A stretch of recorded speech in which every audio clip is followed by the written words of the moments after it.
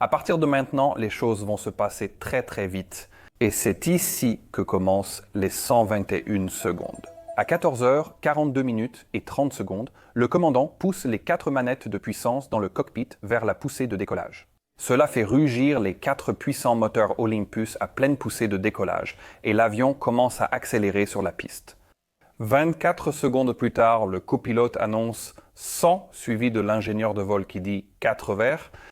6 secondes plus tard, le copilote annonce V1. Et il n'y a désormais plus de retour possible pour ce décollage. Nous en sommes à environ 35 secondes de vol. À 14h, 43 minutes et 9 secondes, une légère déviation vers la gauche est enregistrée sur l'enregistreur de données de vol. Cela correspond probablement au moment où le Concorde est passé sur la bande métallique laissée par le DC-10 parti plus tôt. Une demi-seconde plus tard, un bruit est enregistré sur l'enregistreur de voix du cockpit. Il provient probablement de l'explosion d'un des pneus du train principal gauche. Une seconde plus tard, un changement de bruit est entendu dans le cockpit. Ce qui s'est probablement produit, c'est que des morceaux du pneu éclaté ont été projetés vers le dessous de l'aile gauche, dans la zone où se trouve le réservoir numéro 5.